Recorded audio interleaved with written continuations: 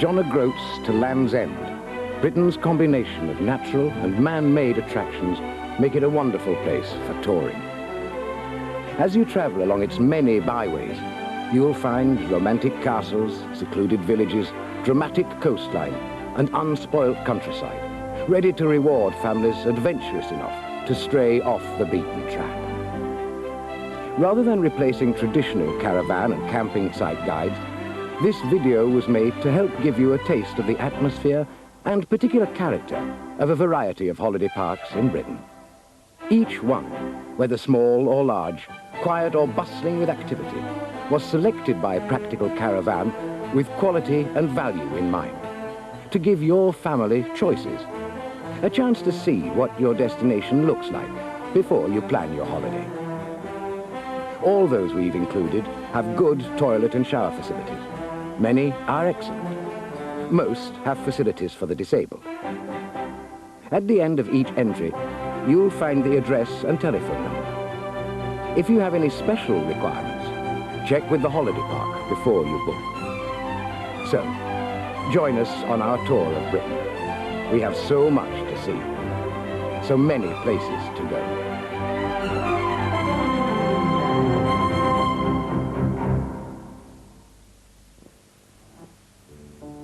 We began our journey in Northumberland, a few miles south of the Scottish border at Kielder Water, the largest man-made lake in Europe. The Kielder Water Caravan Club site is open to non-members from March to November.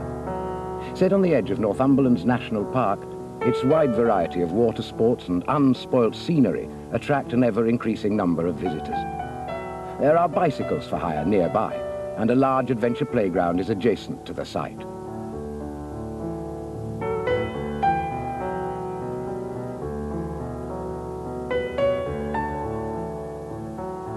The atmosphere reflects the peace and tranquility of the forest, one of the last truly wild places in Britain, ideal for nature walks and picnics. The visitor centre nearby at Tower No runs a film and exhibition explaining all about the area. A perfect place to begin your exploration of the many National Trust properties, Hadrian's Wall and castles, including Kielder Castle, which now houses displays of forestry techniques and wildlife, lectures and slideshows. Close by, you can try pony trekking or view the local wildlife from specially built hides. Just next to the site is Leaplish Waterside Park, the main activity centre on Kielder Water. You'll be spoilt for choice. All major water sports are catered for, with all craft and even wetsuits for hire. Overall, we found Kielder Water to be an absolutely unique situation. Well worth a visit by families either looking for an active holiday or simply wanting to enjoy the beauty of the surroundings. From Northumberland, we crossed the border into Scotland.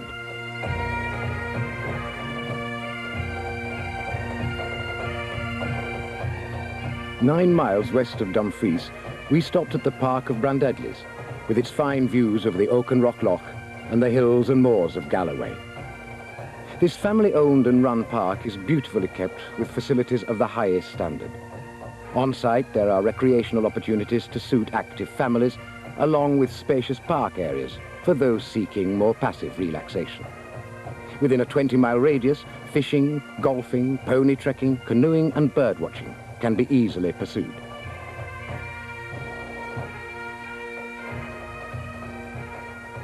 Tour the Heritage Trail along the south-facing Solway coast.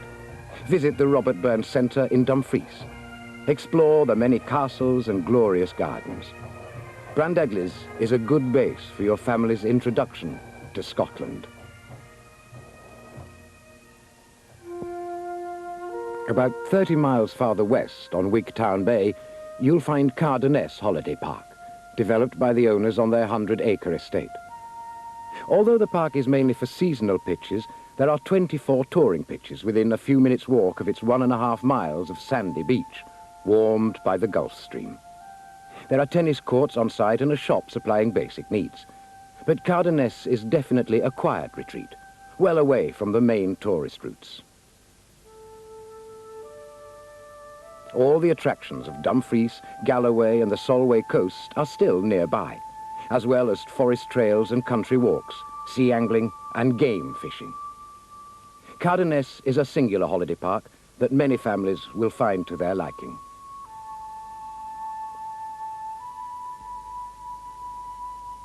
North from Cardenès, where at the southern tip of Loch Lomond, 17 miles northwest of Glasgow, we spent an afternoon and evening at Tullycewan Caravan Park. The region is one of great variety, a mingling of coastal, highland and lowland landscapes, offering something for everyone in the family. The park is owned and operated by the Wilkie family, who pride themselves on the quality of their facilities and the personal attention they offer guests. They are closed only during November and provide separate areas for tours and tents.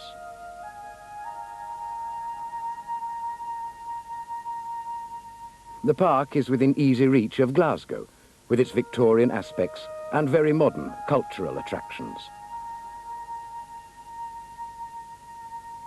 Try the water sports and cruises available on this famous loch, or one of the many walks. The West Highland Way skirts its eastern shore. Or visit Western Scotland's many historic sites, the ancient fortresses and castles around Dumbarton and Loch Lomond.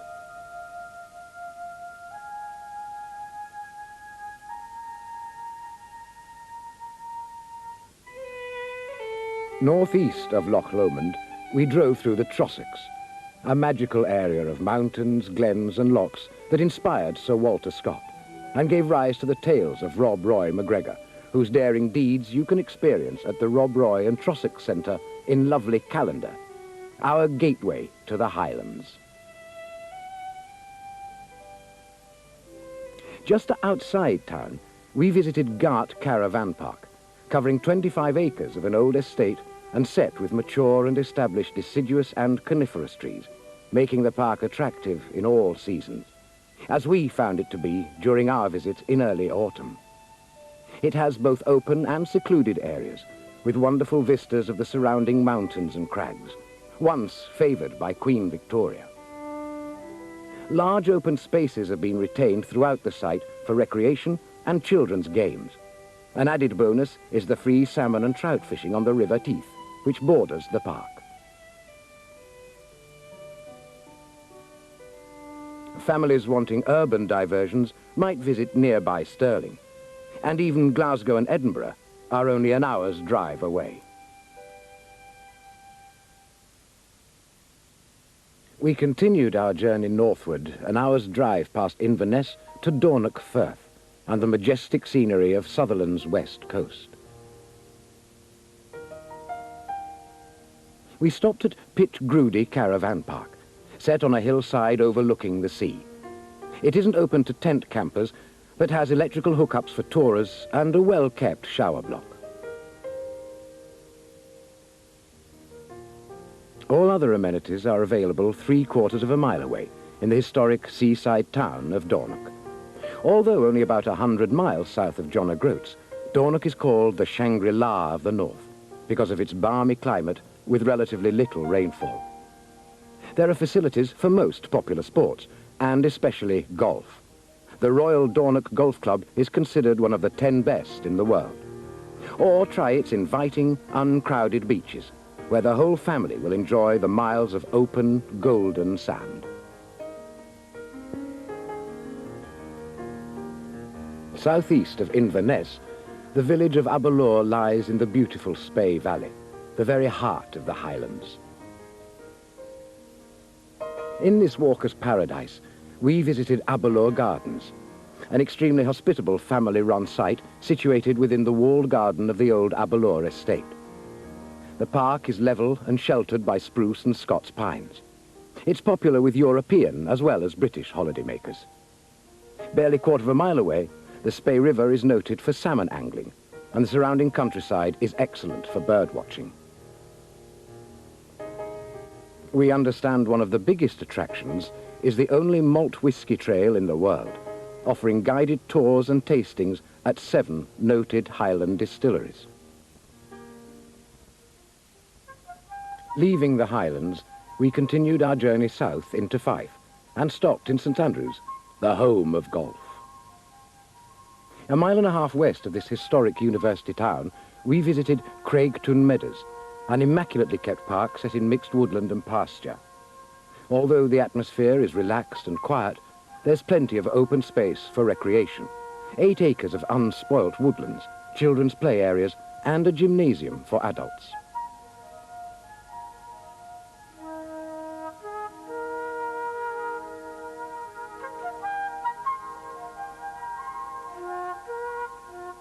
Other amenities include an indoor games room, shop, licensed restaurant, takeaway, and laundrette.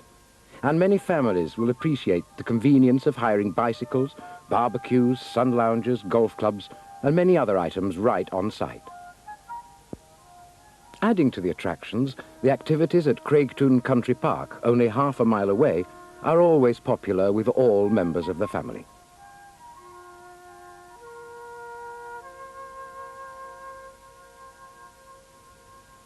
The ancient buildings and modern shops of St Andrews blend perfectly with its seaside setting to create a uniquely Scottish holiday atmosphere.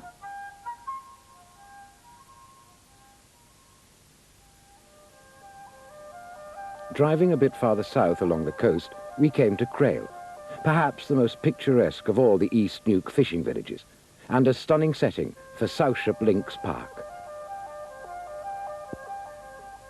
Its south-facing position, with uninterrupted views over the sea to the Isle of May and beyond, attracts visitors who enjoy coastal walks, and the many varieties of wildflowers and seabirds there to be discovered.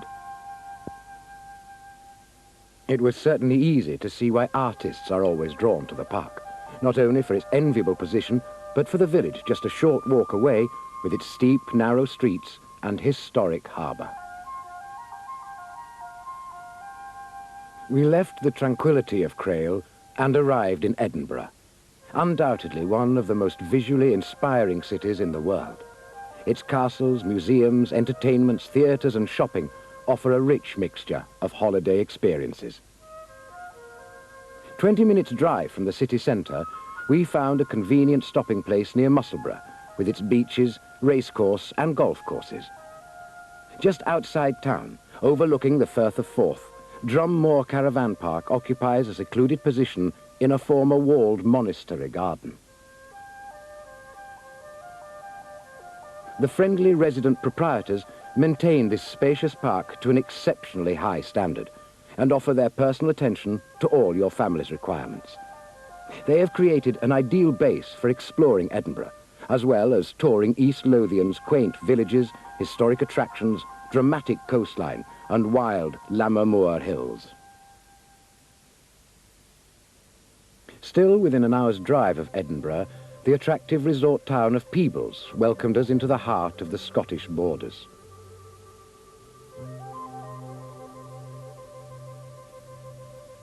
On the outskirts of this delightful country town, set in hill country on the banks of the Tweed, we visited Crossburn Caravan Park, a perfect base for touring and walking holidays.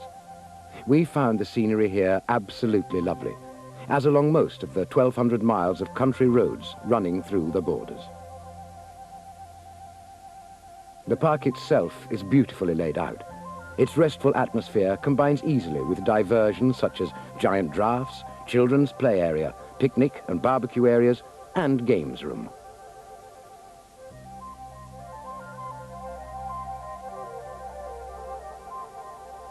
Crossburn has been run by the Chisholm family for over 20 years, and their experience has made them expert on local pursuits, including cycling, boating, horse riding, fishing in the nearby River Tweed, or exploring the famous border abbeys, stately homes, and gardens.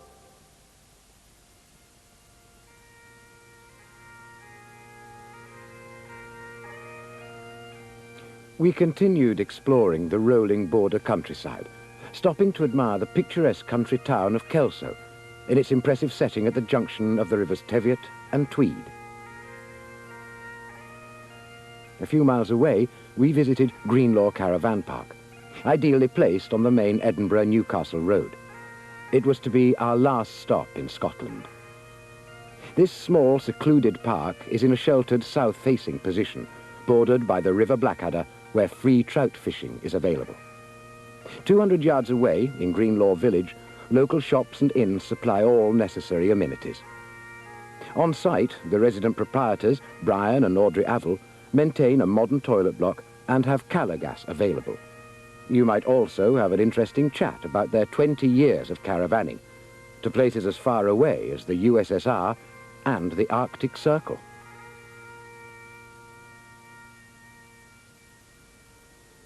We began our tour of the Lake District in the South Lakeland area, 12 miles north of Lancaster on the Lancashire-Cumbria boundary. Overlooking Morecambe Bay, on the road between the coastal villages of Silverdale and Arnside, we paid a visit to Holgate's Caravan Park.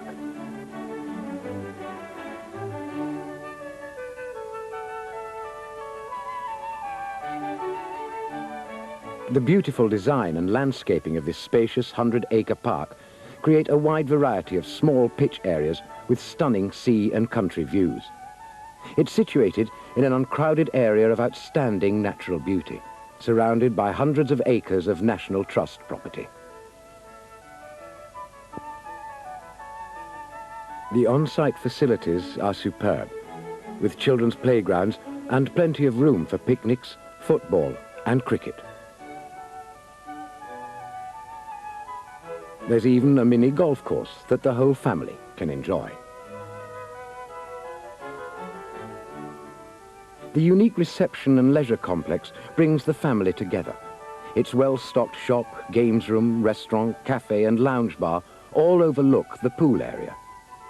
The Holgate family certainly had their guests' families in mind when they designed this centre for both young and old to pursue their own enjoyment under the same roof. The surrounding area is a breathtaking introduction to the lakes. Kendal is only 15 miles away.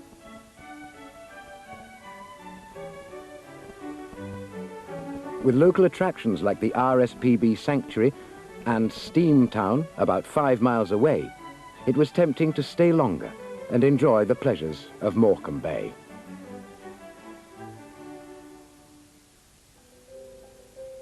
We left the South Lakeland with some reluctance and drove northwest into Cumbria towards Lake Windermere, perhaps the most popular touring destination in the lakes.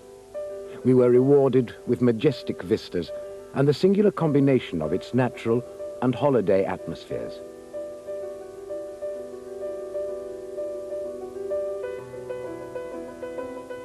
At the southern tip of Windermere, within a few minutes' walk of the water, we stopped at Newby Bridge Caravan Park, situated in a delightfully secluded setting on the outskirts of Newby Bridge. The moment we entered the park, we could almost feel the tranquility of its 25 acres, which form a natural wildlife habitat. Most caravan and tent pitches are individually sited amongst trees and shrubbery. There are 2 modern toilet blocks on site, and gas is available. Other necessities can be purchased from the adjacent shop and cafe, or in the neighbouring villages. In such a peaceful location, it was difficult to believe the wide range of activities that can be pursued within just a few miles, including a ride on the historic Lakeside Steam Railway.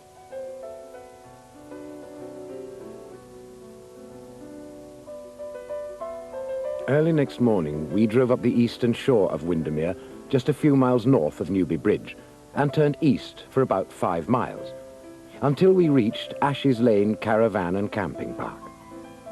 Ashes Lane, with its rustic atmosphere and wonderful views of the surrounding fells, is well placed to enjoy all the lakeside activities, as well as the attractions of historic Kendal, only 3 miles away. In addition to well-spaced touring pitches, the proprietor, Alan Taylor, has reserved special areas for tenters, with their own undercover cooking facilities. There is a field reserved for residents' boats, an on-site pub, and a shop supplying basic needs. A cafe and takeaway are open during busy periods. We found Ashes Lane to be a friendly, active park, a great base for exploring Windermere and its surroundings. From mountain bikes to water sports, visiting historic landmarks, or just enjoying the lakeside and the surrounding hills.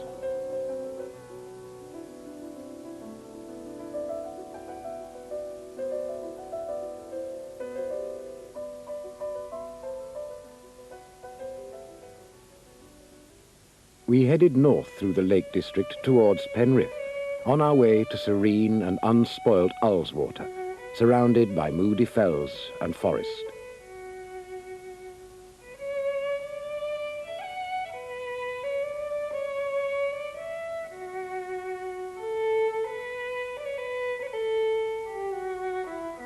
Near the northern tip of the lake, at Watermillock on the western shore, we visited Cove, Caravan and Camping Park. Cove is a small, peaceful site, beautifully situated on a hilltop overlooking Ullswater. It's very well placed for walking, water sports, fishing, pony trekking, or enjoying lake steamer excursions from Pooley Bridge a mile or so away. The gorgeous vistas inspire many visitors who come to paint or sketch the local landscape. On-site facilities include a luxury shower and toilet block, laundry and indoor washing-up area. Shopping can be done in nearby villages. The resident owner, Marion Gatwood, offers guests a warm welcome and a friendly family atmosphere prevails.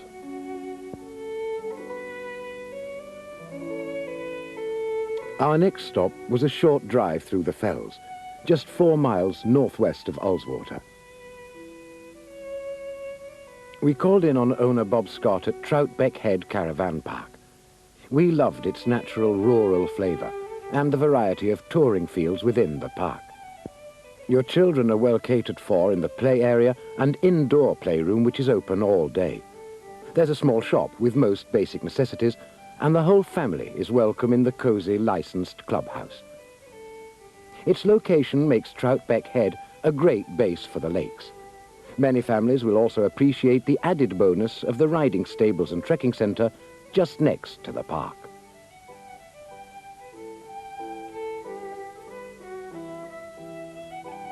About 10 miles farther north, on the boundaries of the Lake District National Park, we visited Thanet Well Caravan Park, situated in the unspoilt Eden Valley.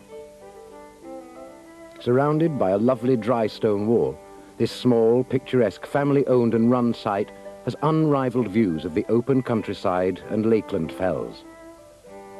It has an adequate modern shower block and stays well in tune with the peaceful quality of its surroundings, the quiet country lanes, wildlife and wildflowers that make the area so special. On the way to our last stop in the Lake District, we continued through the Eden Valley southwest of Penrith to the popular resort town of Appleby in Westmoreland, noted for its castle and rare breed centre.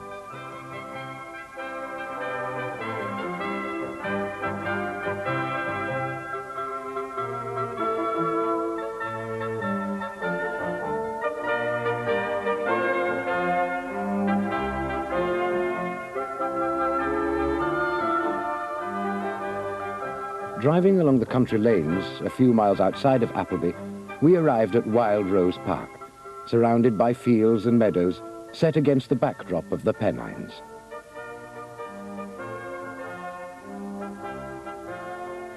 The owners do everything possible to cater for their guests. Each area for tourers and tents is watched over by a resident warden, who actually lives on site from mid-May to mid-September.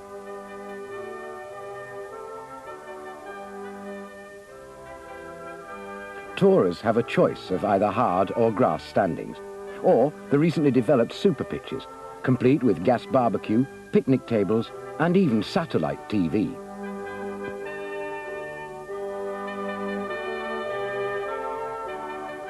All amenities are of the highest standard and conveniently located throughout the park, which, although large, always retains a warm and friendly atmosphere. Wild Rose has a separate area for tenters and is proud to be the first UK site to be selected by Eurocamp. On-site recreational facilities are particularly good, with plenty to keep both adults and children occupied. There are even 2 TV rooms, and a selection of videos are run throughout the day. A licensed restaurant, coffee shop and takeaway make life on the park very comfortable. But Wild Rose is also noted for its extensive tourist information centre, which will give you all the help you need for excursions in the surrounding area.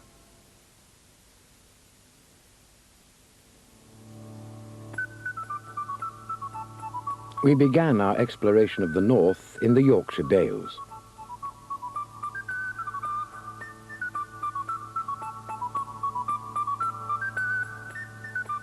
Driving through the gentle wooded countryside of Wensleydale, we came to Bar Park.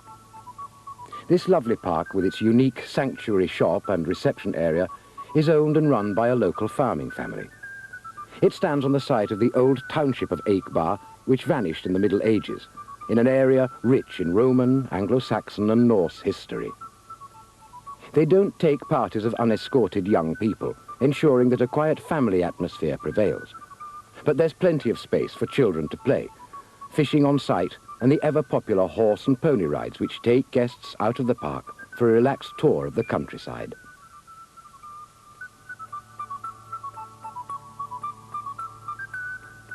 Or, if you choose to laze about, enjoy the fare at the bar and cafe pleasantly situated on the swimming pool terrace, or unusual homemade speciality evenings at the Friar's Head, overlooking the park's bowling green and golf course. We next travelled southeast, touring through Heriot country, the famous location for all creatures great and small. In a secluded setting within the North Yorkshire Moors National Park, we were welcomed by the Armstrong family at Golden Square Caravan and Camping Park. This park has been developed on 3 levels, with sweeping views of woodland and unspoilt countryside. There are play areas on site, with a pool and many other sporting facilities just a 3-minute drive away. Golden Square offers babysitting arrangements, and their award-winning luxury toilet block has all the comforts of home. The on-site shop stocks home-baked bread and cakes, and you might like to try the meals available at the local village pubs. The area abounds with family activities, from gliding and fishing to points of interest, including Castle Howard and the city of York.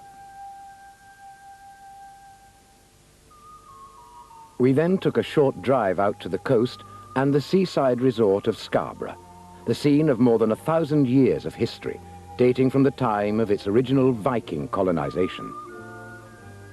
There, set on majestic cliffs overlooking the sea, we visited the Flower of May holiday park, still lovely in early autumn after the height of the season was past. The park is owned and managed by the Atkinson family, who cater exclusively to other families on touring or camping holidays. The facilities on site are first class. In addition to the lounge bar, there's a family bar which welcomes children, a TV room, games room, even a fish and chip shop. Whether you choose to stay, to relax and enjoy the on-site amenities, take coastal walks, ride the steam railway, or visit the many places of historic interest along the Yorkshire coast, we think you'll find Flower of May to be a top-quality park, offering all the service and personal attention you could wish.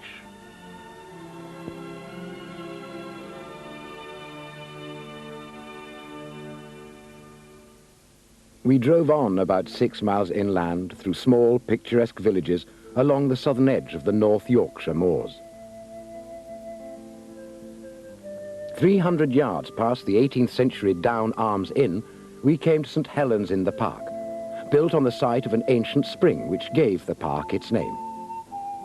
St. Helens is a spacious family site with fine views all around. The foothills of the moors, the wolds, and the Vale of Pickering are a real visual treat. The buildings on site, housing all the modern conveniences you would expect, are built in the local stone. There's a large, well-equipped playing field to keep the children occupied, and an information centre full of suggestions for outings, from the National Railway Museum in York to Flamingo Land, where the fair and zoo will appeal to the whole family. The shop, games room, coffee shop and takeaway all add to the pleasant atmosphere, helping to make St. Helens a delightful holiday base. Back down the coast, between the holiday resorts of Skipsea and Hornsey, you'll find Far Grange Park, set on a cliff top overlooking the sea. The park is large and beautifully manicured with ample space for up to 200 tourers and tents. Everything here is geared for a first-class family holiday. Groups of young people or motorcycles are permitted only by prior arrangement. There are 2 acres of play area, organized children's games, paddling pool, amusement arcade, Almost too many facilities and activities to mention. This superb leisure centre has a very full programme. Talent competitions, discos, cabaret, barbecues, bingo and comfortable bars. Its Sunday carvery lunch is a local institution. You can choose either relaxation or activity. The luxurious facilities at Far Grange offer a super family holiday. About 8 miles inland from Hornsey, we stopped at a very different sort of site.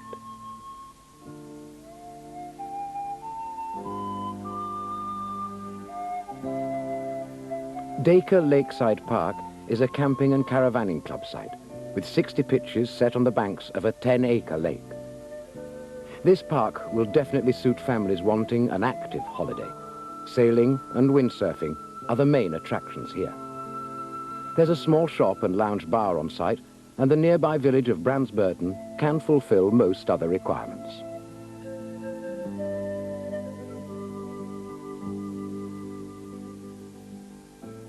Local walks, fishing and pony trekking, the touring attractions of the Yorkshire coast, plus on-site tennis, squash and golf all add up to real holiday fun. We headed south again, crossing the giant Humber Bridge, then inland to the city of Lincoln. Well worth a visit for its inspiring cathedral and medieval buildings. Travelling on into Nottinghamshire, we stopped at Sherwood Forest Country Park, where we found the legendary Major Oak and Robin Hood exhibition. Just a few miles away, we called in at Sherwood Forest Caravan Park and were welcomed by the owner, Mrs. Joy Shaw Brown, who developed the park at Old Clipston, situated in the wooded valley of the River Morn, and first recorded as a farming manor in 1068.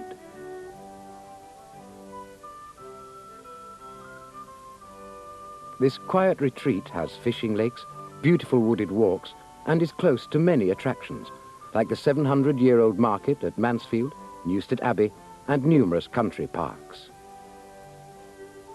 And we know you'll enjoy the rare breed collection at Sherwood Forest Farm Park, just next door.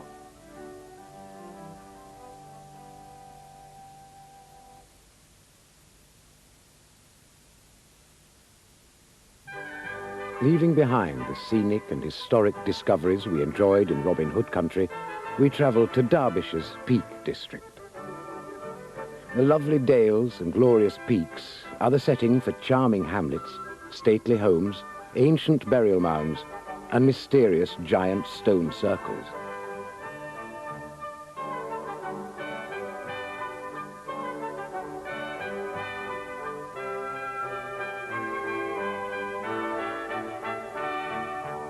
Dovedale, its sparkling river running through a limestone gorge, and the peak of Thorpe Cloud are favourites with walkers.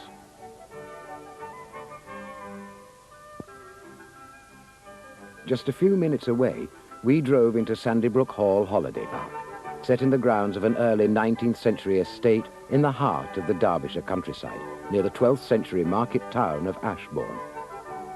For all the natural and historic wonders in the area, we quickly found out from some children on site that Alton Towers is only 8 miles away.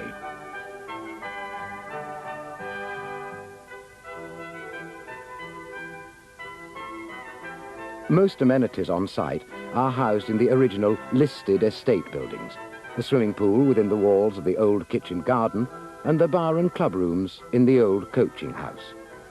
It's a friendly site, and manager Linda Lane offers a warm welcome. About half an hour northeast of Ashbourne, we came to the village of Cromford, built by Sir Richard Arkwright during the Industrial Revolution. Then on through the spa town of Matlock with its cable cars to the heights of Abraham and Gulliver's Kingdom, a favourite of young children. We continued on a few miles to Chatsworth Hall, the grand home of the Dukes of Devonshire, set in parkland, woods and gardens on the banks of the River Derwent.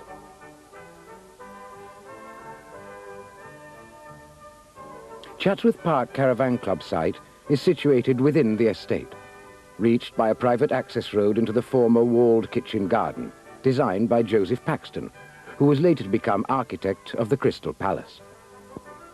This popular site includes 20 super pitches with all-weather standings, drinking water tap, wastewater and chemical toilet disposal facilities.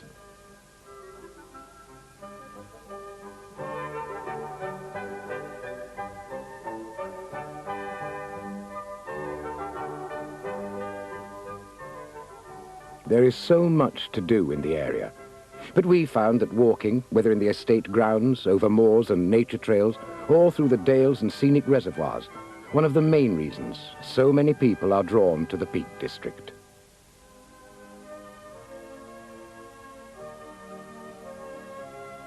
We continued our journey northwards through the peaks, through the wild Pennine moors so beloved of the Brontes.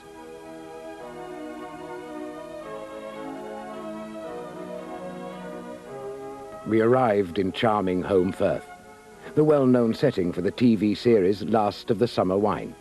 Its winding, hilly streets are the site of Nora Batty's house and the ever-popular Sid's Calf. Nearby, nestled in a wooded valley and bordering a trout stream, Philip and Hazel Pico welcomed us to Home Valley Caravan Park, built on the site of a former woolen mill. The old mill dam, fringed with silver birch, is stocked with carp, tench, rudd and bream. Clubs and groups are invited to use a rally field specially reserved for them.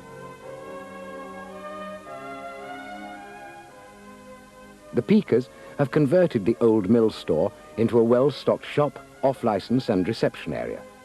The modern toilet, laundry and washing-up facilities have been constructed in keeping with the original buildings.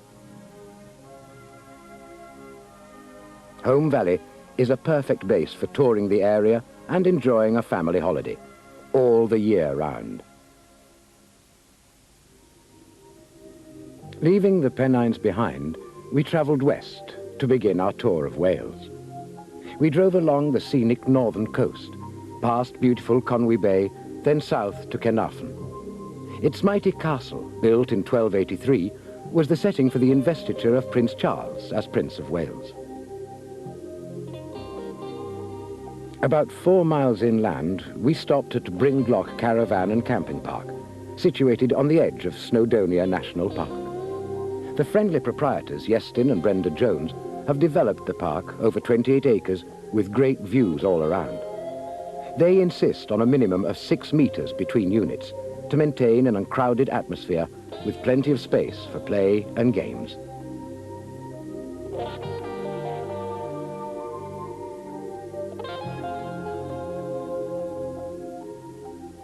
It's partly bounded by the River Gwrfai, where guests have reserved fishing rights. Brynglog is a peaceful site with a good little shop and a cosy bar and restaurant. It's a wonderful stop for Snowdonia, a mecca for walkers and nature lovers. You can ride the Snowdonia mountain railways, pan for gold, go trekking. The area has so much to offer.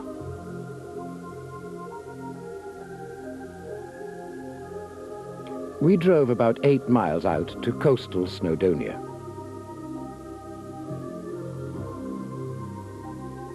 5 miles south of Caernarfon, we came to the sandy beaches of Dinas Dingley, breathtaking in the early morning light. We visited Dingley Caravan Park, within sight of the beach and set against panoramic views of Snowdonia's majestic mountains. The park is situated only 300 yards from the beach, on 23 acres of level grassland, and has separate areas for tourers and tents.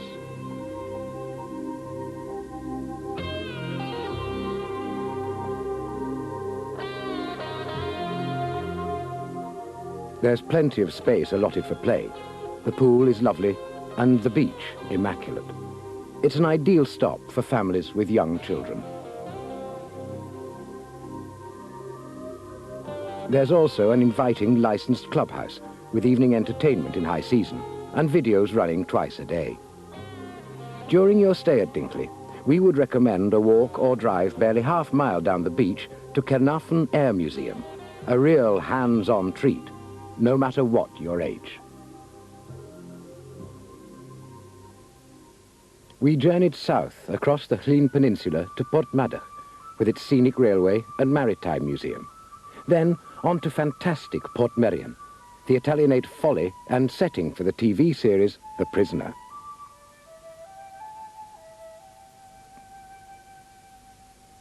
A few miles north in the mountains, we came to dramatic Bethgelert, where three valleys meet near to Bethgelert Forest Park Camp. This large Forestry Commission site, with its terraced caravan and camping areas, is hidden in a wooded valley 5 miles from the summit of Snowdon.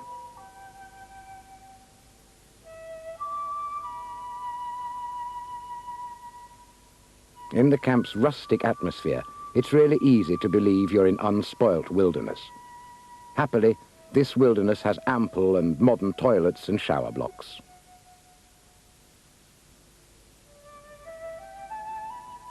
There is a cosy, welcoming restaurant serving freshly ground coffee, and an excellent shop with almost everything the camper or caravaner might need.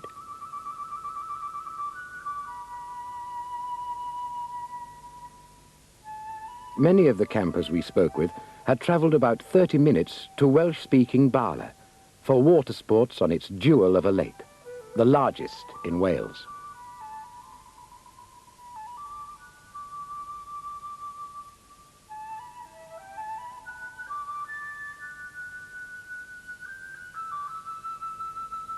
Leaving beautiful Bala behind us, we travelled to the coast, then south through the wonderful and varied countryside of mid-Wales.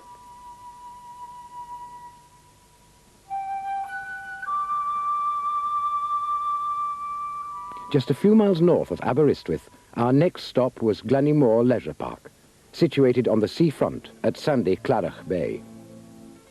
Glynymore is a large, sophisticated park with excellent facilities. Every family member, tots, teens, parents and grandparents, will find a wide variety of activities specifically designed for their enjoyment. And there are kindergarten facilities for the very young and play areas for toddlers. We found an unusually large and well-stocked supermarket, open 7 days a week. And the on-site leisure and entertainment complex is second to none with its fitness gym, sauna, resident band, visiting cabaret artists and disco.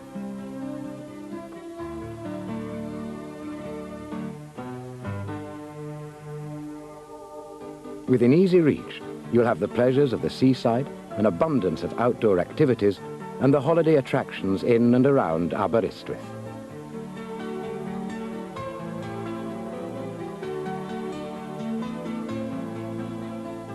We continued our tour south to Carmarthen Bay and the seaside resorts of Amroth, Saundersfoot and Wiseman's Bridge. Then took the pleasant drive about 2 miles through the forest to Little Kings Park. Little Kings occupies an elevated position with magnificent views across rolling countryside to a panorama of the open sea. There's a small shop and laundry, but a large play area for the children.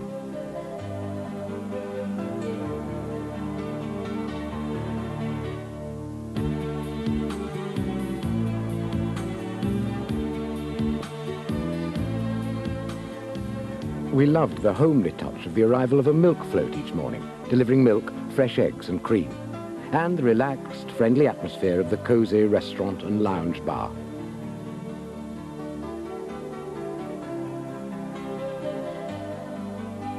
About 8 miles on along the coast, the beaches of Tembe promised great water sports, within sight of the historic medieval and Regency town, surrounded by 13th century walls.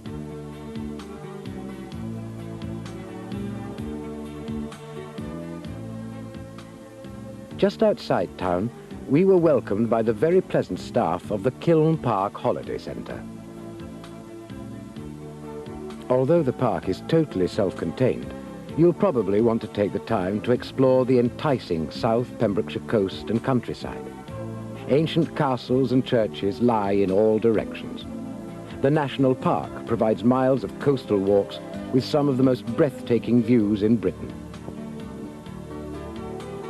Back on site, the entertainment, activities and conveniences are almost limitless. Kiln Park even has its own shopping centre and amusement arcade. you can satisfy all your needs, from petrol to fish and chips. Its Wishing Well entertainment complex is one of the largest in Wales, open from morning till midnight in the main season. Many guests will also appreciate the reduced green fees for the adjacent Championship golf course.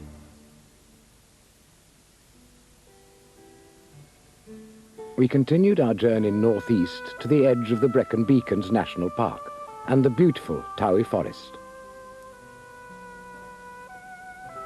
7 miles north of the market town of Llandovery, we visited the camping and caravanning club site at Randy-Moyn in its incomparable setting on the banks of the River Towie. It's a rural site, but with good toilet facilities and fresh milk available every morning at reception. There's a small village half a mile away with a shop open 7 days a week. We found the food very good in the picturesque and homely local pub. Randy-Moyn means land of minerals, and at the nearby Dollarcethy gold mines you can learn about mining history dating from Roman times.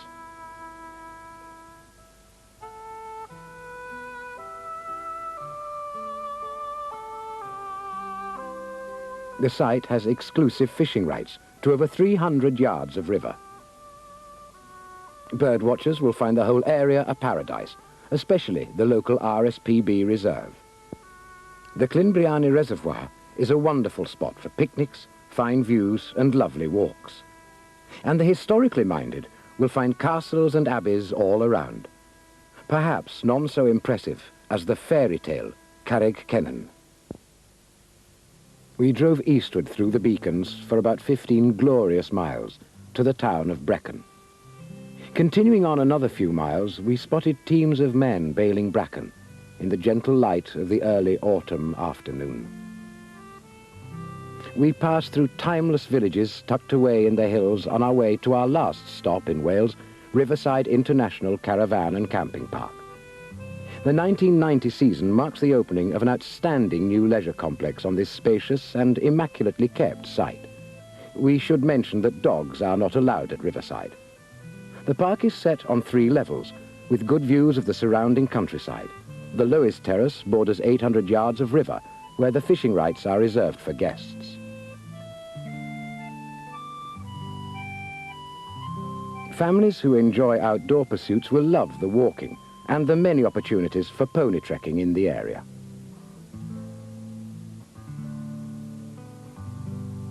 The very energetic will be pleased at Riverside's proximity to the superb water sports facilities at Lake Llangors, only 4 miles away.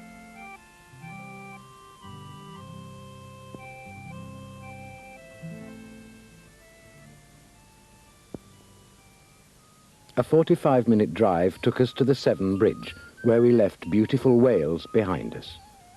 We decided to stop in Bath, before continuing on about 20 miles to Broadway House Caravan and Camping Park. In a setting sheltered by the Mendip Hills and only 1 mile from Cheddar Gorge, Broadway House is wonderfully placed for exploring the West Country and, perhaps, sampling a bit of its famous scrumpy cider. The enthusiastic young proprietors are justly proud of their unique saltwater pool, but also suggest visiting the sandy beaches of nearby Weston-super-Mare. This friendly park is open from March to December, with great facilities for children. Games room, TV, crazy golf, bikes for hire, archery instruction, even resident llamas and donkeys.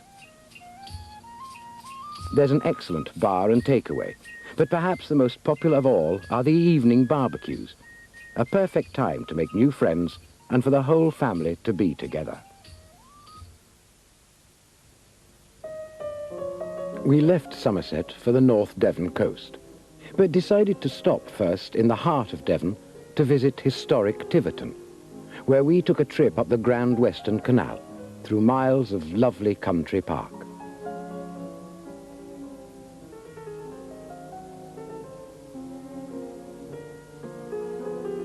About 50 miles northwest, just 3 miles from the popular holiday resort of Ilfracombe, we stopped at idyllic Watermouth Cove, adjacent to a delightful sheltered harbour. This family-owned and run park is beautifully designed to ensure a relaxing holiday for tourers. Sorry, but no tents are allowed. The superb facilities include a cozy licensed club, but no discos to disturb the peaceful atmosphere.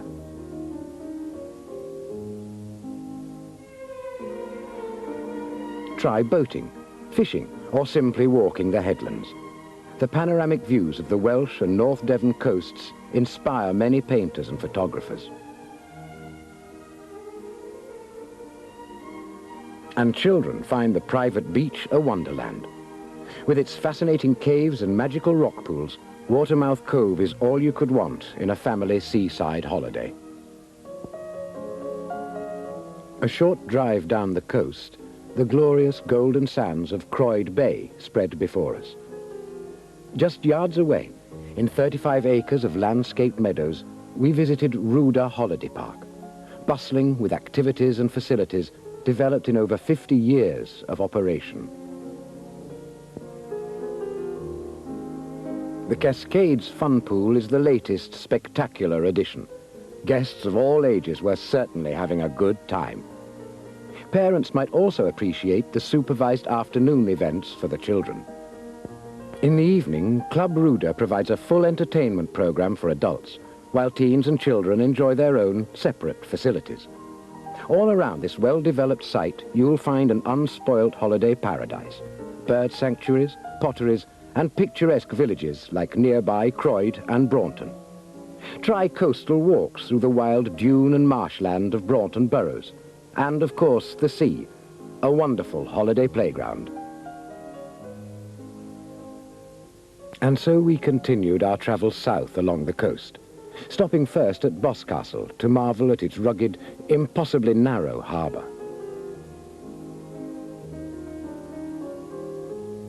A few miles farther on, we walked the footpath to the dramatic ruins of Tintagel, steeped in the romantic magic of King Arthur and his court.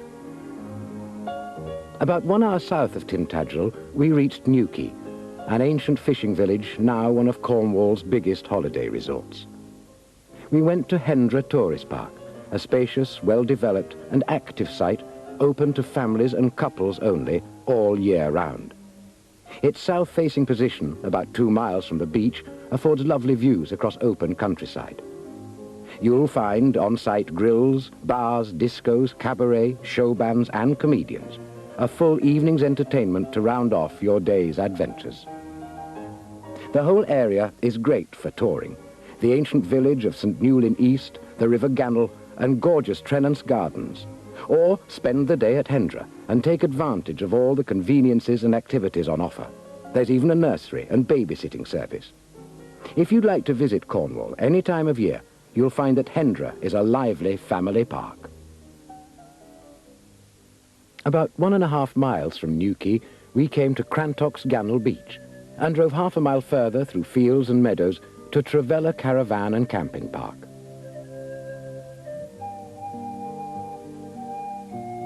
Trevella was developed by the Mitchell family on their farmland after 30 years caravanning experience.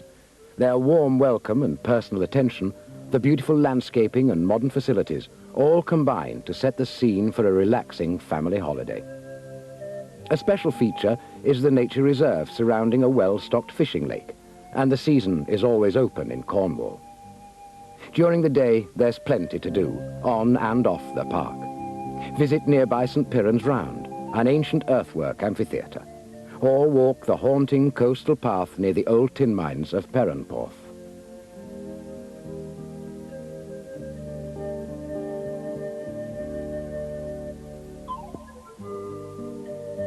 Just a few miles on, we stopped at Holywell Bay, another of Newquay's wonderful beaches so favoured by both surfers and families.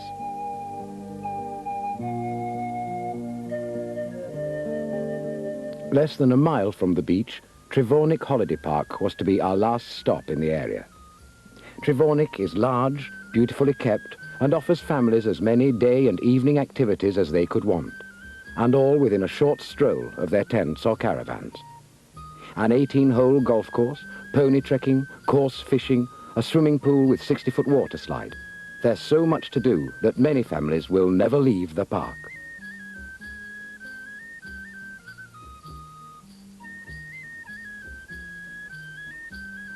There's a beautiful club for a quiet drink or great show, a cafe and disco. All in all, a superb holiday atmosphere prevails.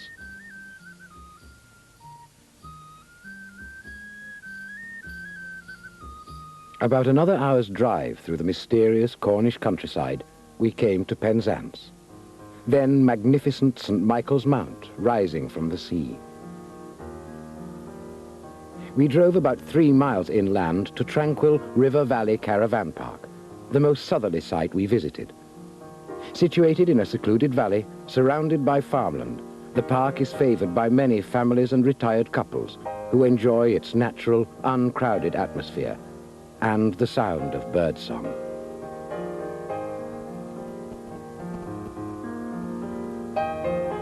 Park owners Gordon and Jan Channa are both keen naturalists. They have lived on site for over 20 years and have personally carried out the whole development. This friendly, quiet park has a very particular charm. From the water wheel that actually generates electricity to Mrs. Channa's homemade scones on sale in their shop.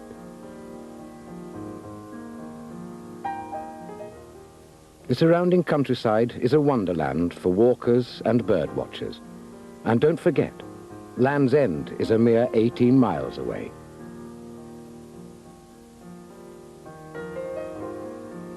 We drove along the softer Channel coast, crossed the Tamar and returned to Devon. First to Plymouth, combining history with the pleasures of the Sound. Then another 5 miles to Riverside Caravan Park. Riverside is a permanent year-round site with excellent facilities and an easily accessible, pleasant situation surrounded by beautiful woodlands. Its bar and restaurants, shop, coffee bar, off-license TV and games room help make it a comfortable base in this area.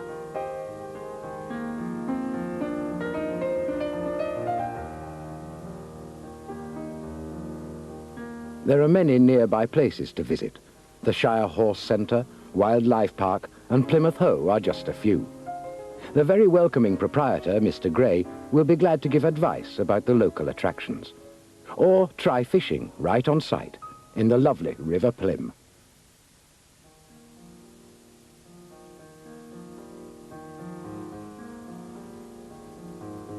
From Dartmouth Harbour, the River Dart winds its way across the Dartmoor National Park. Just north of Ashburton, in the heart of the Dart Valley, it sparkles through the River Dart Country Park. This is a most unusual caravan and camping site, occupying part of a 90-acre Victorian estate now developed into a marvellous country park. The facilities are superb. We tried the cream teas and highly recommend them. There are, of course, all the attractions associated with country parks: meadows, woodland walks, pony riding and fishing, to name a few. But we're also sure you'll love the superb adventure playground, wonder sledge rides and Anaconda Run. During May and school holidays, the park has even more to offer. Anyone over 9 years old can receive instruction in a wide variety of outdoor pursuits: boating, caving, archery, climbing. Why not learn something new? Or do a bit of touring while your children learn and enjoy themselves, safely guided by qualified staff. After leaving the country park, we visited nearby Buckfast Abbey, built by monks in this century on the original Saxon foundations. We drove on about 10 miles across Dartmoor to the busy market town of Newton Abbot, where we visited lovely Stover International Caravan Park. The proprietors described the park as being designed and built by caravanners for caravanners, and we felt that this was reflected in the many thoughtful extras we found at Stover, like the heated room for drying outer clothing, and the special room with bunk beds for tenters flooded out in a storm. All the facilities are designed for comfort and convenience, and there's plenty to do. Extensive coarse fishing lakes and golf course adjoin the site, while enthusiasts will welcome its proximity to the Newton Abbot and Exeter race courses. A miniature steam train operates around the boundary with Trago Mills, a shopping complex that provides for every need. Even a car wash and petrol station, selling the cheapest fuel in Devon.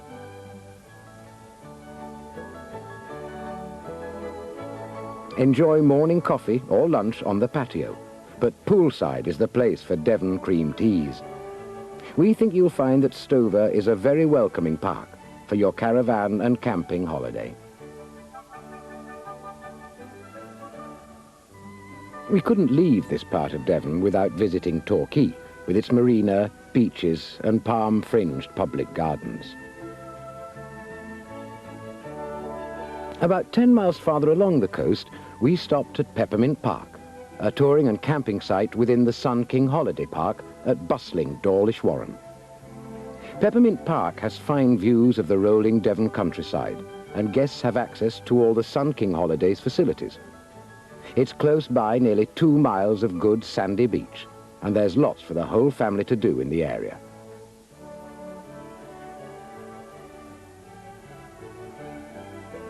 On site, you'll find games rooms, club rooms and bars with pool and darts, pitch and putt golf, a disco and live entertainment. There's a selection of children's play areas, swimming and paddling pools. Everyone seemed to be having a good time.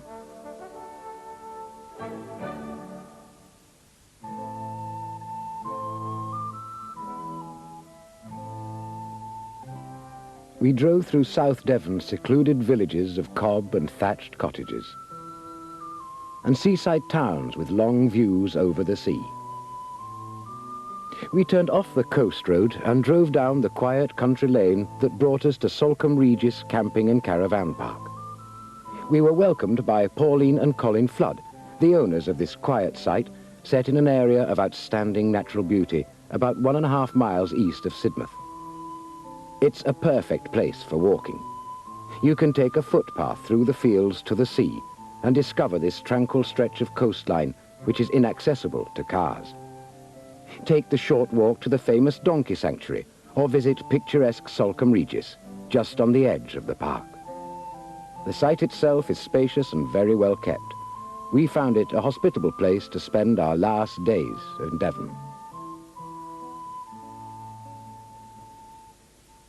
And so we travelled eastward, around the golden cliffs of Lyme Bay, through Lyme Regis into Dorset. We called in at Wood Farm Caravan Park, situated about 1.5 miles from Lyme Regis, just west of Charmouth Village, with its uncommercial seafront and fossil display. This is a wonderful area for touring. There are Iron Age hill forts to visit, water sports, fishing, the pleasure garden, and model railways at Beer. The park is extremely well run by the McKinnon family and has wonderful views across 10 miles of countryside to Pilston, the highest point in Dorset.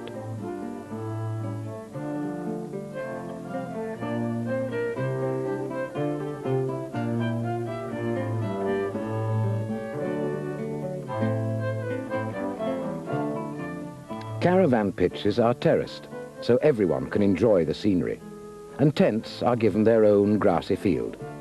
The on-site facilities are excellent, with plenty of playing space, pool and table tennis, and 2 full-size snooker tables for adults. We thought Wood Farm was a super park, a great place for a family holiday in the West Country.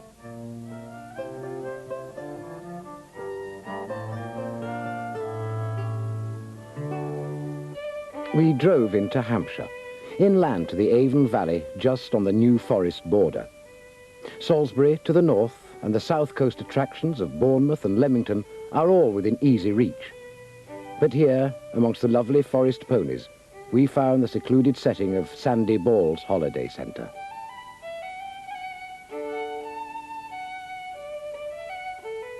Sandy Balls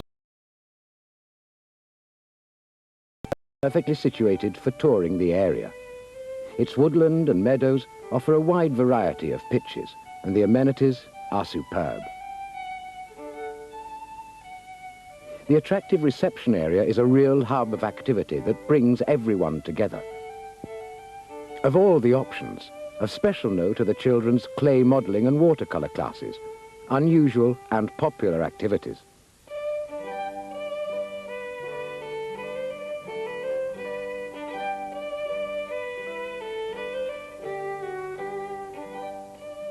Sandy Balls offers guests a secluded stretch of the River Avon for swimming, picnicking and coarse fishing. And their trekking centre is a great place to begin exploring the unspoilt New Forest. We approached London from the west and stopped at the pleasant country town of Chertsey, about 20 miles from the city centre. There, splendidly situated on the banks of the Thames, we visited a camping and caravanning club site. The park is open the year round, but to members only in the high season. Fishing and boating are available right on site, or you might want to try a pleasure trip down the Thames from nearby Chertsey Lock. Restaurants, shops, all you need are just outside the gate, and rail and coach transport to London are readily available. This pretty site is also within easy reach of Hampton Court, Kew Gardens and Windsor Castle, with its 5,000-acre Great Park and adjoining Safari Park, a real family favourite.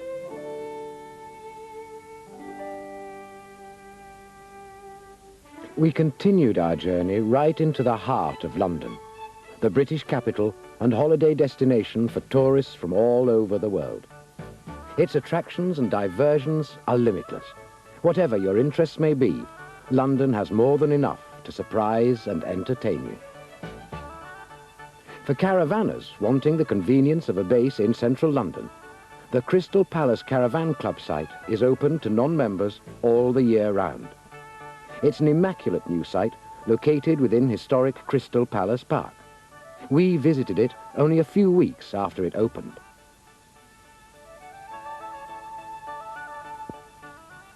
It's just the other side of the 700-foot BBC transmitter and near to the older site it replaces. The recently completed shower and toilet blocks are absolutely excellent.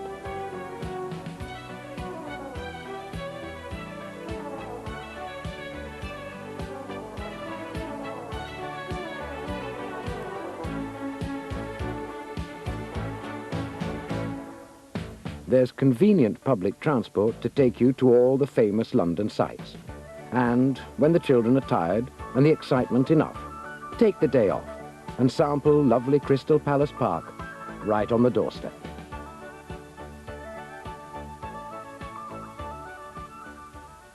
We drove about 40 miles southeast towards Maidstone and visited Leeds Castle, rising from a tranquil lake in the gentle Kentish Weald.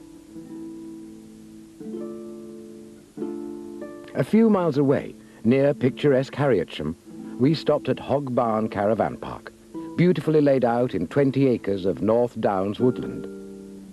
Still within easy reach of London, Hog Barn is well placed for visiting Canterbury, walking Chaucer's Pilgrim's Way, touring the lovely Wealden villages, or enjoying the coastal resorts of Kent.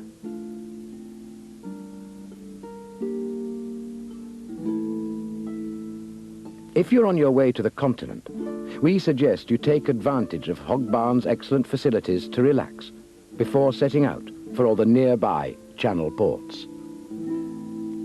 We travelled to the Suffolk coast, from its small ports and unstable dunes to rugged heaths and farmland.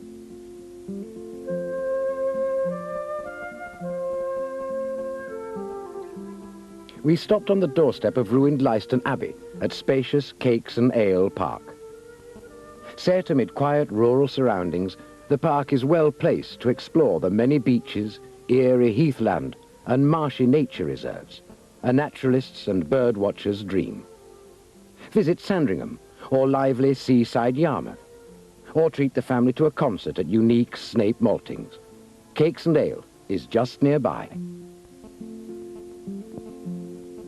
A few miles further inland, we stopped at Lakeside Leisure Park, a secluded year-round site set on 40 acres of meadows, woodland and lakes. The 20-acre touring area has a new shower and toilet block as part of its programme of extensive development. There's a small shop, laundry, children's room, pool room and a large public house. The surrounding area has much to recommend it, like the charming seaside village of Southwold, a favourite with artists, and the market town of Framlingham, where Mary Tudor began her bloody reign. We did speak with some people who preferred to stay on the park to enjoy the trout and coarse fishing on its well-stocked lakes. A bit further afield, we visited the Norfolk Broads. Take a day cruise, or hire your own craft to tour this delightful area.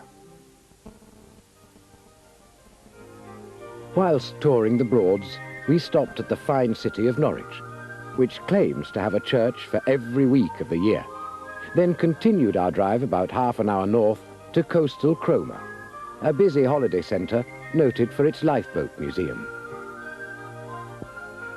A mile west of town, we visited Seacroft Camping Park, with 5 acres of caravan and camping pitches overlooking the sea. Seacroft has very good facilities and is certainly geared for a pleasant family seaside holiday. The sandy beach is within walking distance, and the local cliffs will be of great interest to amateur geologists. Of particular note are the weekly barbecues and special children's entertainments. But we're sure you'll be tempted to explore a bit. The Norfolk Wildlife Park, Jacobean Felbrigg Hall, and Baconsthorpe Castle with its shining moat are just a few destinations an easy drive from the park. We also enjoyed the food, drinks and views in Seacroft's bar and restaurant, a great finish to a day spent having a go on Sheringham's lovely golf course.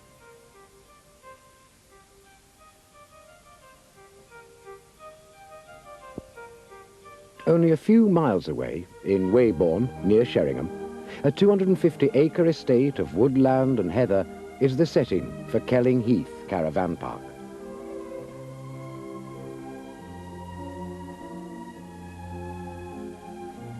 The park combines the tranquility of a natural wildlife reserve with a wide range of well-developed facilities and a full programme of evening entertainments. Off-site, you might visit the Shire Horse Centre at West Runton, or Yarmouth's famous butterfly farm. From the Muckleborough Military Collection at Weybourne to the Nature Reserve at Clyde next the sea, the area has something for everyone.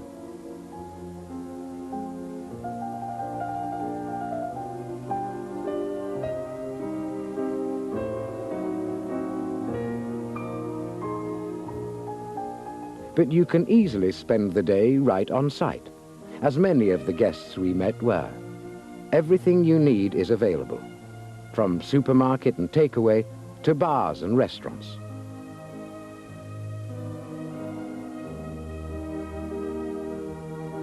You can relax in the lovely surroundings or enjoy the amusement centre and adventure playground.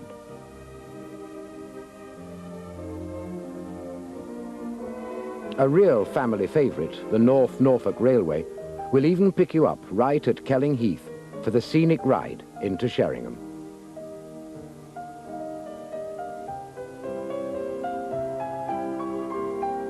We travelled southwest through the Fens, stopping off in Cambridge along the way.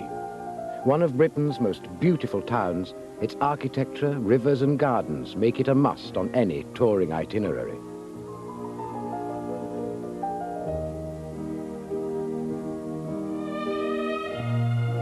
About half an hour's drive away, we called in at Old Manor Caravan Park, a small family site set in a moated medieval garden. This quiet retreat covers 6 well-landscaped acres and has immaculate, beautifully maintained facilities. There are many family days out within an hour's drive of the park. Ely Cathedral, Anglesey Abbey, the Cromwell Museum, and the National Horse Racing Museum are all certainly worth a visit.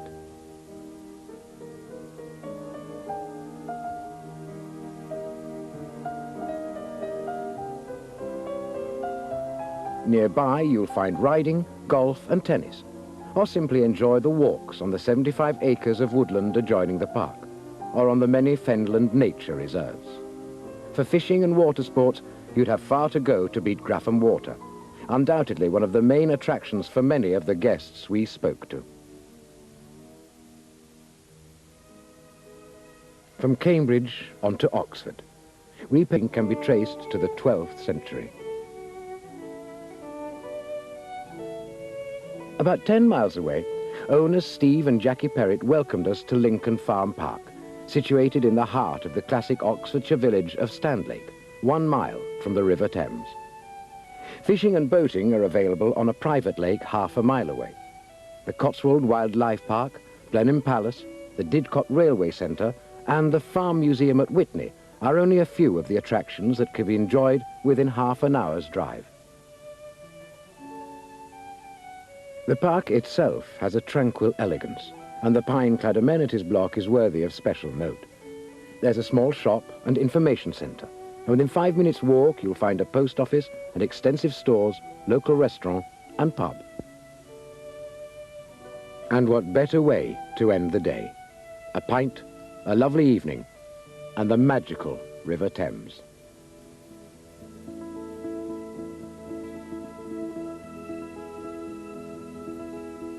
No tour of Britain would be complete without a stop in Stratford-on-Avon. A visit to Shakespeare's birthplace, famed for its theatre, museums, gardens, and 16th century timber-framed houses on the banks of the River Avon, has been a rewarding experience for generations of holidaymakers from all over the world.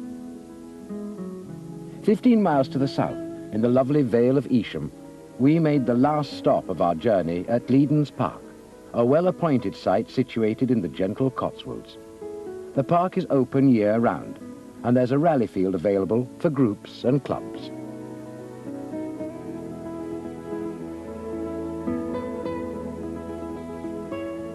In general, the Cotswolds are still free from the tourist pressures felt in some areas of Britain. They offer visitors a wide variety of wildlife and scenery. Woodland, farmland, nature reserves and country parks welcome walkers, naturalists, bird watchers, or anyone who wants to slow down the hectic pace of everyday life. Walk the Cotswold Way, visit Iron Age hill forts, Roman towns and villas, or take part in the many village fetes and celebrations throughout the year. The park itself is very much geared for families with young children. A clean, safe and very friendly place we think many of you will enjoy.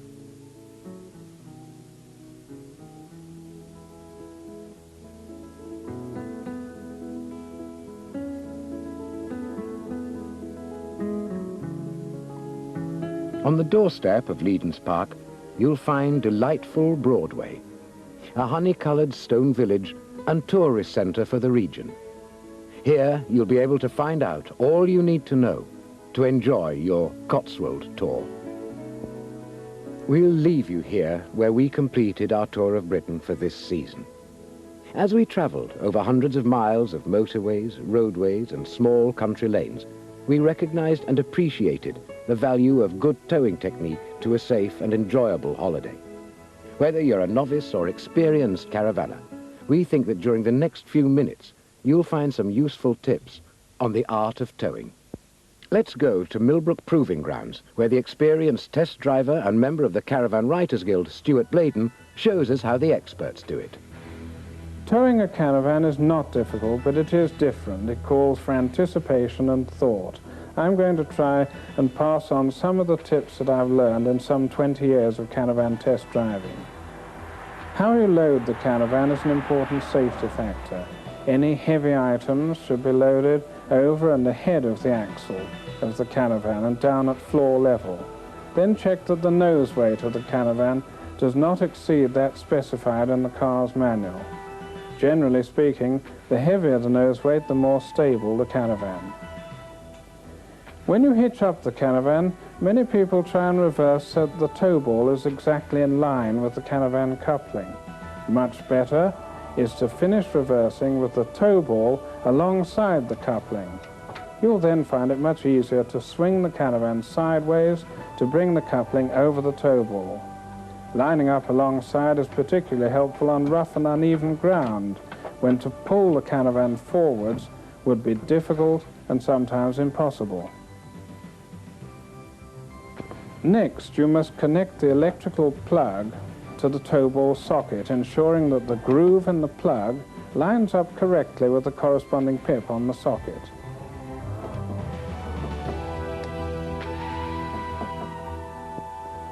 Lastly, the safety cable must be attached securely to the car.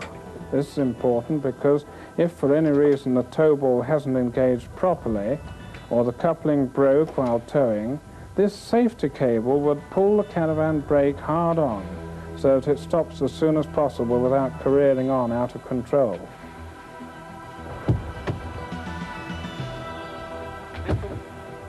Now you must check that all the caravan lights are functioning properly. It's important to get into a routine when towing caravans, because otherwise you can easily forget something. Lastly, before moving off, you should check that windows, roof vent and door are closed, door locked, and that nothing is left loose on the table or in the lockers.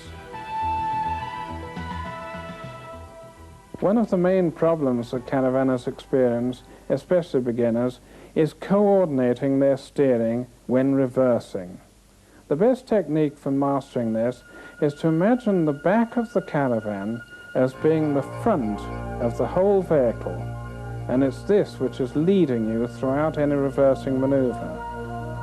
Bearing this principle in mind, if I simply put my right hand down on the steering wheel, the whole vehicle unit will turn to the right. Conversely, if I put my left hand down on the steering wheel, the unit will initially correct out of a right-hand turn and begin to turn left.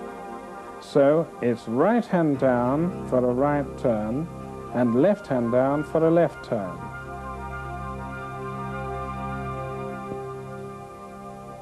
Reversing in a straight line is simply a process of correcting the progress of the vehicle using this technique, taking care not to overcorrect each time on the steering.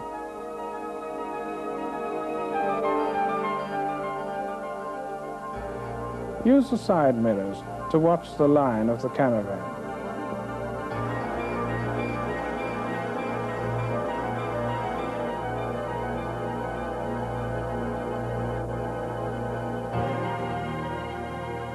Reversing around a corner, the same principle applies. Initially, right hand down to start the unit going to the right. At this point, I straighten the steering wheel to keep this line, and then I put a heavy left hand down on the steering wheel. In this case, the vehicle doesn't turn to the left because it's in the middle of a sharp right-hand turn. But this heavy left-hand lock counteracts the right-hand turn, allowing the car to follow round the corner without jackknifing. After some moments, it finally brings the unit back into a straight line. I'll repeat that maneuver, and this time just watch the relationship between the car's front wheels and how they affect the turning line of the whole unit. A good idea for beginners making any reversing maneuver is to have someone at the rear of the caravan, positioned where they can be seen clearly by the driver.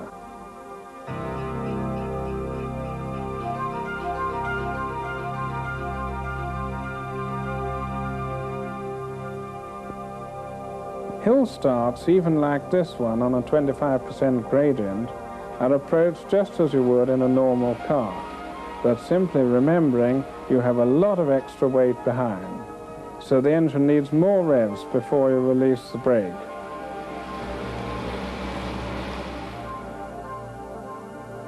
When going down hills, use a low gear for engine braking and keep the speed under control. Try to release the brakes intermittently to avoid overheating them.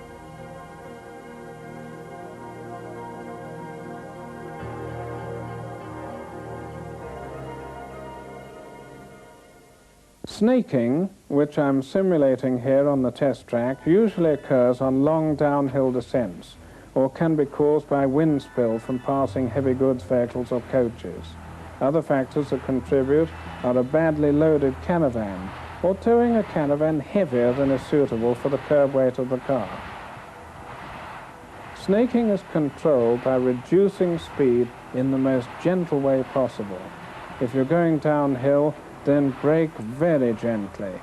If you're on a level road, then take the foot off the accelerator and allow the car to slow down of its own accord, as I'm doing here. There should be no dramatic movements and no heavy braking. I'm now going to swerve sharply to the right, as you might have to in an emergency to avoid an obstacle or vehicle.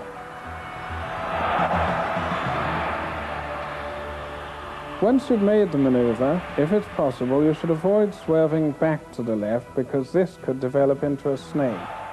It's best, if you have a clear road ahead, to let it recover first, then steer gently back to the correct side of the road. Travelling at 50 miles an hour, I'm now going to make an emergency stop as the final maneuver. The Caravan brakes will operate automatically, and the whole outfit will stop work.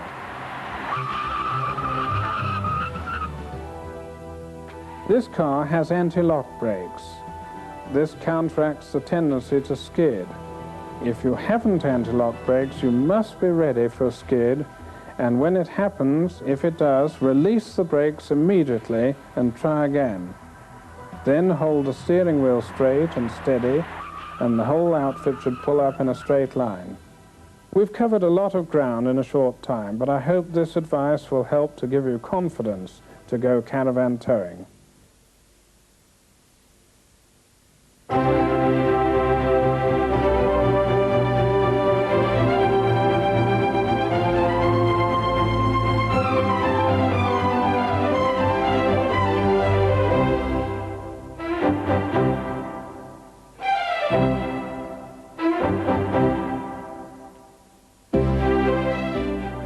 During the past 90 minutes, we have tried to give you an overview of a selection of holiday parks and an idea of local activities and attractions. When planning your family's next touring holiday, we suggest you check directly with the sites for full details of their facilities and booking recommendations. Generally, advanced booking is advisable at bank holidays and during high season.